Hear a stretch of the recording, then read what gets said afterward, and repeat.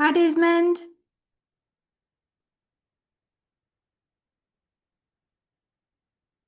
Hello. Good afternoon. Good afternoon. Listen, hi, Desmond. We are just trying to figure out how to hi. We've never done this before. We're just trying to make you the host.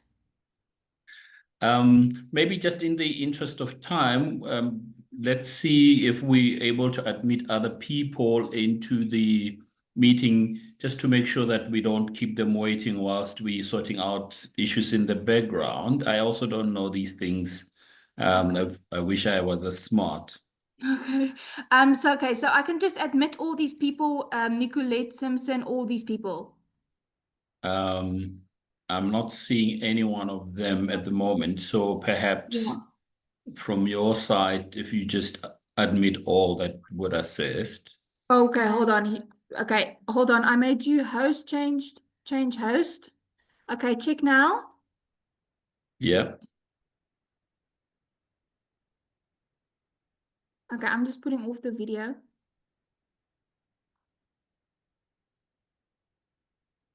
Ja, maar dan heeft sy kan ons sien op hy. Ja, okay.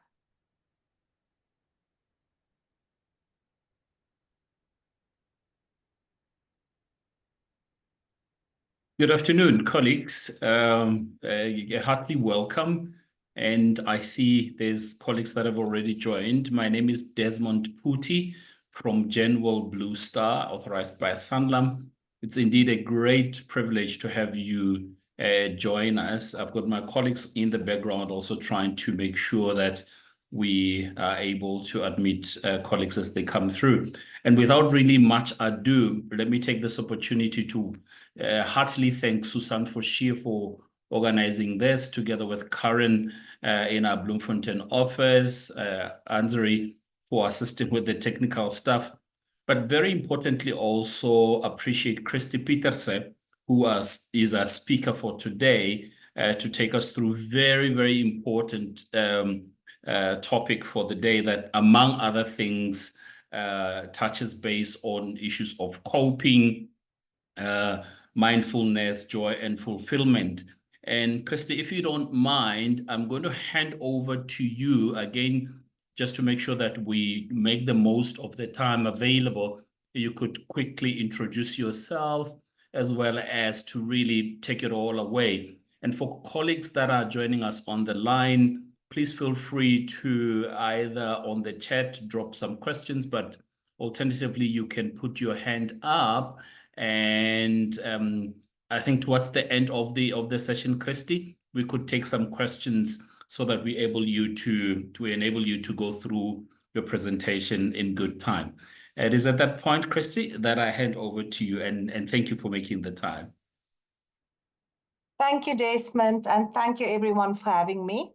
Welcome to this session. As Desmond mentioned, I'm Christy Petersen. I'm an industrial psychologist in Rustenburg, and I work mostly with stress and burnout in companies and in individuals. So my work focuses on helping companies to understand and to manage stress in the workplace, and to understand what burnout really is, and to help them to implement tailored tools to address stress. For individuals, I equip them with the tools to become resilient and to become the best version of themselves, to prevent burnout. But today we're going to talk about my passion, and that is self-insight. Now, I firmly believe if you've got self-insight, you will never, ever suffer from burnout. Self-insight is the foundation of happiness, and it's the only way to become the best and the most authentic version of yourself. Self-insight, Benjamin, it's fine. Desmond, it's fine. I can go on now. Yeah, please. Okay. Self-insight guides people to really understand themselves. It guides you to understand your strengths, your values, your habits, so that you can become the best version of yourself. I want to begin with a simple question. How well do you really know yourself? Most of us will say, well, I do. I know my name, my job title. I know my daily habits. I know what I like. I know what I don't like. I know my strengths and my weaknesses and stuff like that. But that's not what I'm talking about. How well do you really know yourself? How do you really know what's driving your thoughts and your emotions and your decisions? Most people goes through life on autopilot. They know their routines, they know their habits, they know their roles, and sometimes we get so overburdened that we just carry on. We just live life. And we don't think about what we're doing. We don't think about why we are doing what we are doing. So how often do you stop and say, why did I just do that? Why did this happen to me? Why did I act in this way? How often do you act out in a certain way and then think, oh my word, did someone take over my body? That was not me. I did not want to say that. I did not want to do that. Now think of yourself as a puzzle piece in this very, very large, intricate puzzle. Each and every one of us has got a unique shape and design. And you've got a purpose that you were created for that no one else can fulfill. Only you. And did you ever thought about the fact that only you can be you? No one else in this universe. They can imitate you. They can dress like you. They can try to act like you. But no one can be you. Only you can do that. And the same, you can try to be someone else, but you can never be that person. And why would you? There's only one of you. Why would you try to be someone else? So I always tell the people, it's time to break free. Discover who you really are. Embrace your uniqueness. And then step into this world of being true and authentic and be yourself. And that's what self-insight is. Self-insight is about truly understanding who you are, what your strengths are, why your strengths are your strengths, why your weaknesses are your weaknesses, what your values are, your good and bad habits, and the edges where you sometimes clash with other people. Once you really know yourself, it's much easier to fit into the big picture. And if you embrace your uniqueness, you will start to be more self-confident. You will have a better relationship with your team, with your colleagues, with your family, with your community, and you will become stronger and clearer, and life will become more beautiful. It sounds airy-fairy, but I promise you it's the truth. Okay, self-knowledge versus self-insight. So many people tell me it's the same. It's not. It's worlds apart. Self-knowledge is to know who you are and what you like. It's surface level. It's the what.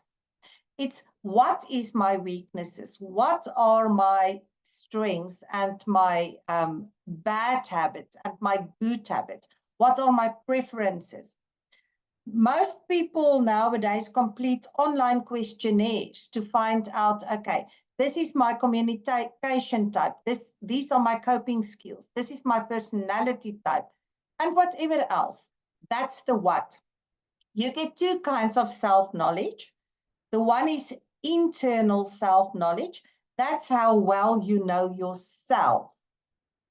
How much do you know about yourself? I like pink cool drink, I like blue milkshake, and I like orange ice cream, and I don't like people around me. That's self-knowledge. I think you get the picture. Self-insight goes deeper. It asks, why are my bad habits my habits? Why did I adopt that habit? What did I want to gain from that? Why are my beliefs my beliefs? And why is my personality this way? So once you go and ask those difficult but very important questions, you will start gaining self-insight. And one of the things that you need to go through your anthill, which is something which we can't go into detail now, you start really dissecting each and every habit and each and everything that you do. you will realize that you've got a lot of beliefs that you're unaware of. And those beliefs guide your daily habits and your daily existence. Just to give you an example, I once had a manager who very, very easily became very aggravated and frustrated with his team. He would easily snap in meetings and he would cut people off while they were talking. And afterwards, he felt embarrassed and said, you know what? That's not the person who I want to be. I want to be warm and welcoming, and I want my staff to give me their opinions. And he came to me because he thought he's very stressed. But after he went through the self-insight exercises, he realized that he thought that he wasn't the most knowledgeable in the company. And he thought that he wasn't adding value. So he was suffering from imposter syndrome. And whenever someone then challenged him or brought a new idea that was not his, immediately he felt as if he's not valued and he felt unworthy, and then he snapped at them, and that triggered the outburst. The moment that he understood that, he could start to listen more openly and attentively to his colleagues and his subordinates, and he could change his behavior, and you wouldn't believe how the team and the team dynamics changed. There was also this lady that constantly took over tasks from everyone, from her subordinates and from her colleagues. And she loved just to take everyone's job away from them. She thought she's helping them. Her team hated it because they felt micromanaged. Her colleagues loved it, and she didn't know it, but they nicknamed her Donkey because they would give her everything that they did not want to do, and they packed it on her. And when we sat and we worked through her beliefs, she thought that she's not worthy. That was her way of feeling worthy and feeling wanted. And once she realized why she was doing it, she could stop doing it. And the last example, I don't want to dwell on this point too much, is a couple that came to me for marriage counseling, where the lady complained about every little thing. She constantly nagged about stuff. And the husband said that she's either a perfectionist or she's just plain irritating. And then while we sat and we discussed stuff, it came out that she felt as if he's not seeing her. She did not get enough attention. She's one of a family of 4 children, and she was the second born. So as a child, she never got the attention she needed. And then the moment that hubby will not give her 100% of his attention, she will start nagging. Bad attention is better than no attention. And I think we all know people who does that. So why does self-insight matters so much? Why is it worth taking this journey? Because I can tell you one thing. If you start on the self-insight journey, it's painful. It's really painful. You're going to discover stuff that happened long time ago. Most of your beliefs forms between the ages of 1 and 7. So it's things that you have suppressed, and they become your beliefs, and you act according to them without knowing. Now, if you're into the self-insight journey, you will start living with intention. It puts you in the driver's seat. You're not the subject of your thoughts anymore. Instead of reacting blindly, you can start choosing your responses with awareness and purpose. Each of us thinks at least 72,000 thoughts every day. Can you believe it? 72,000 thoughts.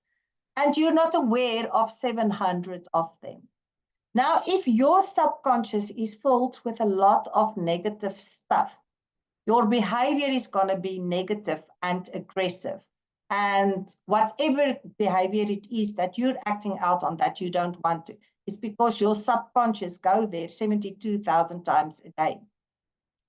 You're going to start embracing who you are. You're going to understand that both your strengths and your weaknesses is learned behavior, and you can unlearn it or you can capitalize on it if you want to, if it's a strength. You can stop pretending to be someone else. I can't tell you how freeing it is once you can realize that I can just be myself. I can be who I want to be without having to impress anyone else. Without that, your growth is stunted because you don't see the real causes, the root causes of your behavioral problems. You can make better decisions because your insights act as a compass. It helps you to make choices that are aligned with your values and not just aligned with external pressures. You will have much more confidence and you will be able to communicate more clearly. The more you understand yourself, the better you understand your behavior and what directs you, the more confident you are to express yourself. And instead, most people do one of two things. They either speak just to be heard and just to feel part of the conversation and they babble, or they stay away from taking part in the conversation because they don't have the self-confidence. Both of those things will be eliminated. You will partake in a conversation with clarity and with conviction once you really understand yourself. And the last thing is empathy. And I think that's perhaps the most important thing. Once you realize what your beliefs and you understand your beliefs, you start recognizing them in other people and other people's behavior. And once you can recognize them, you can think, oh, person A is doing that, maybe this has happened. And if you don't recognize one of your beliefs and person A is acting out in a disrespectful way or something, you will have the empathy to understand that that person does not even know why he's doing that. There's a subconscious behavior, and that will make you stronger. That will help you to establish stronger, authentic relationship with other people and to be more compassionate. There are several dangers of ignoring self-insight. You can become a seeker. That's what we call a person who endlessly searches for himself. He wants to know who he is. That person will do 100 personality questionnaires and communication questionnaires and emotional intelligence questionnaires. And that person will never be satisfied because that person lives in a world where utopia exists, where he thinks you need to be perfect, you need to fit in this perfect box. And if you're not perfect, you haven't found the real self. I'm sorry, nobody is perfect. I know some people think they are. Nobody is perfect. You're never going to have all the skills to fit into a box called perfect. Then you get the crawlers. Those are the people who mold themselves into whatever other people expect them to be. There's a beautiful Afrikaans word for them, which is very descriptive, but we can't use it in public. But yes, they know much more about all other people than they know about themselves. And they always make other people happy and not themselves. And those are the people who are most prone to burnout and to stress. If you ignore self-insight, you often can step into a cycle of poor decisions and having strained relationship and just feeling empty. I always say you've got this God-sized void inside of you because you're not fulfilling your purpose. You're not being the authentic you who you need to be.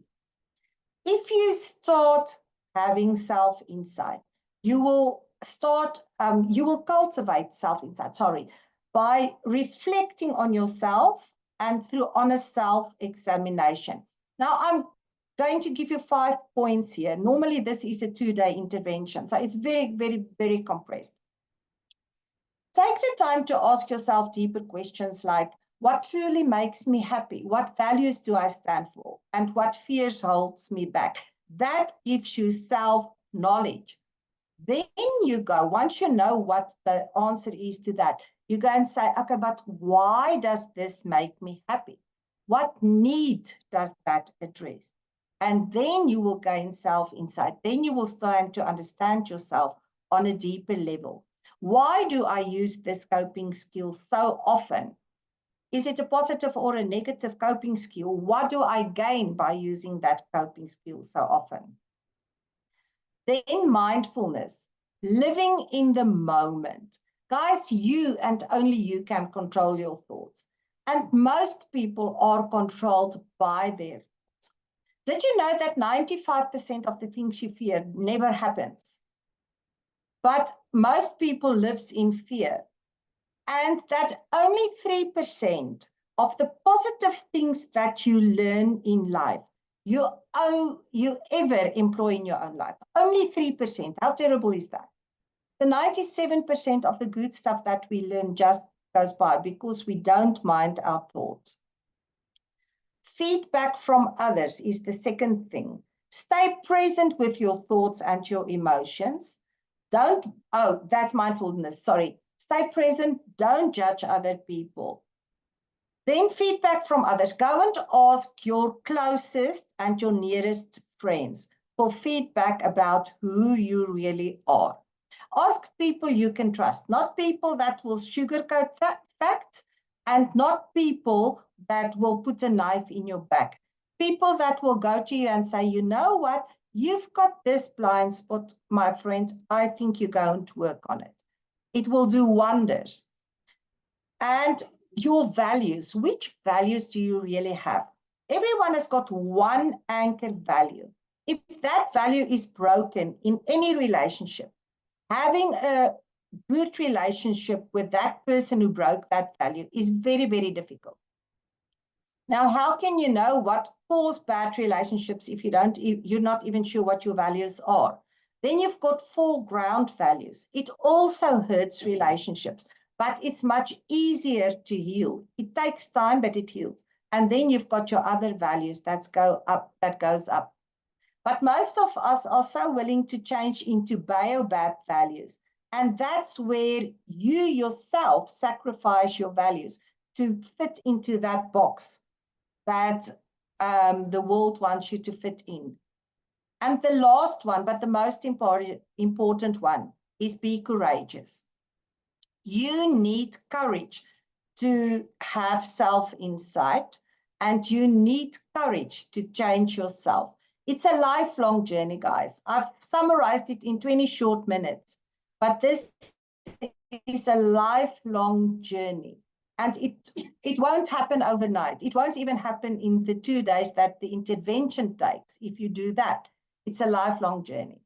Okay, and with that, I've babbled a lot. Is there any questions? Thank you very much, Yes, Christy. I don't see any questions in the chat box yet. Perhaps colleagues were waiting for you to finish the presentation and the talk for them to do so. I can certainly say from my side, all of the key points that you have raised, from really breaking down what self-knowledge versus self-insight is about, because sometimes we use them so interchangeably, we think they actually mean the same thing. But also very importantly, what I'm picking up is that this is a process, right? Yeah. And this process is not a walk in the park, because as you mentioned, our beliefs were impacted from as early as the period of between 1 and 7 in our growing. So I am this old. Can you imagine what impact the suppression of those issues that happened then have been in my life, and have actually influenced my perspectives on things and the desire to become a seeker, a crawler, and many other things that your course touches base on. This has been quite an eye-opener for me. And dare I even say, because we are not courageous, we actually even end up, as you indicated, making very inappropriate decisions about people and things in our lives. Are there any comments from colleagues that are in the call with us, noting how limited time we have? But it'll be good to have a bit of an interaction from yourselves. I think it's been a great presentation. Susan, I see your hand is up. Hello, everyone. I just want to comment, Christy. Thank you so much. That was really insightful. And if I can comment on what you, well, the short comment on what you said. I'm a social worker and I work with children who had trauma. And it's so easy to spot the beliefs and the influences from when they were born until they are 7 years old. But in myself, I struggle to have that insight about myself. You know, so this is really something that I can benefit from, and I will definitely, and I think it will also help me in my work if I can be more insightful when I work with children. Yeah. Yeah, I think it's so true, Susan. You know, it's easy to recognize stuff in other people and see, oh, but that's your belief. But when it comes to ourselves, we're so prone to our actions, we don't see it, and it's hurt. Some of the stuff is hurtful. So we've learned to just ignore it. We know we do some things that we don't want to do, but it's easier to just ignore it. That's very true. Yeah, and interestingly, Susan knows that some of us are in the financial advice sector at Genwell, and it'll be interesting in another time and place, Christy and colleagues on the line, to see how some of those beliefs and perhaps the trauma that people have gone through from when they were small, including what their experiences are in the workplace, may or may not enable them to take financial decisions that would enable their lives to be more enriched. So you could have a situation where, because of the pressures of wanting to fit in, people either agree to taking up this or that product, or because of not knowing themselves insightfully, they end up not taking the relative risks that would really catapult them forward in their lives. Your comment on that, Christy? Yeah, that's very true. I work with a big auditing company in Rustenburg. And what they wanted to know is, why are some of the auditors so willing to take risks? And why are others risk averse? You know, they won't take risks. And they also wanted to know, how do they need to communicate to immediately get new customers and, you know, to get them interested in what they can offer. And when we sat, it's a long exercise, and we've worked on that for such a long time already.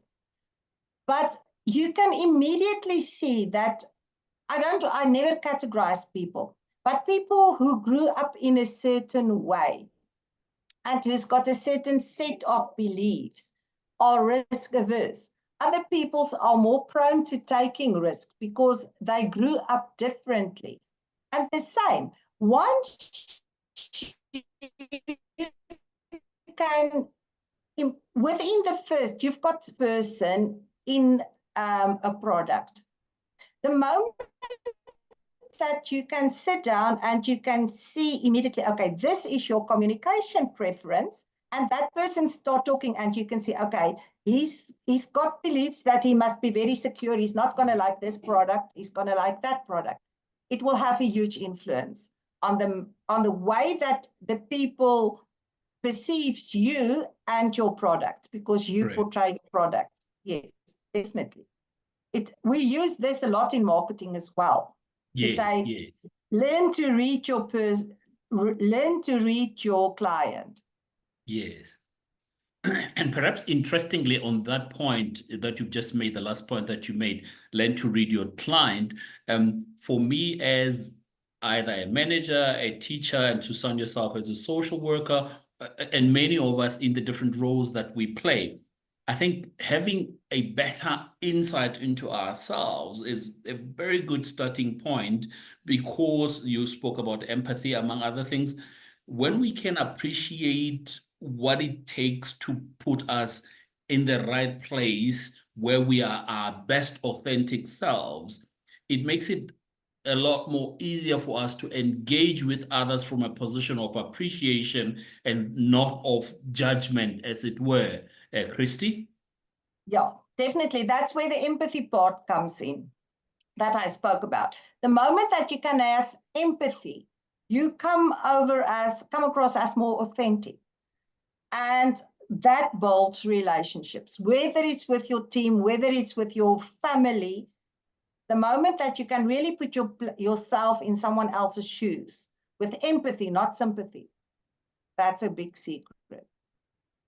Colleagues, But it's you must have almost... empathy. Sorry? Go ahead, Christy, please go ahead. You must have empathy with yourself as well. Remember that. Yes. Be kind to yourself. Look, I think if you can appreciate and value yourself, it becomes a lot easier to empathize with others, right? Yes. Listen, Christy, you and I can go on and on about this, and I'm enjoying it so immensely. And in the interest of time and appreciating colleagues who have dedicated their time to spending with us, it was such an honor to have a moment in your time that you share your insights with us. And hopefully, Susan, going forward, we could have another opportunity where we're taking it to the next level and unpack other things, and perhaps a lot more focused. And I like the way in which you zoomed into it. And I'm hoping there will be an opportunity for us to do that. Is there somewhere, Christy, where people can reach out to you for one-on-ones and stuff like that? Yes, sure. I think Susanna's got my email address, and I think you've got it. You're more than welcome to share it with everyone. Sure. Thank you for the permission for us to share your details with everyone. Colleagues on the line, thank you so much for having spent the time with us, all of you. And we hope that this little intervention that we have had adds up to many other positive steps that you're taking to making you or creating the best version of yourself so that we can be impactful both in our own lives and the lives of others. At that note, without really stealing any further your time, thank you so much. And we're looking forward to engaging with you again in one of our other series going forward. Thank you, everyone, and have a nice day. Bye, everyone. Thank you. Bye-bye. Thank you, everyone. Thank you very much. We learned a lot. Thank you.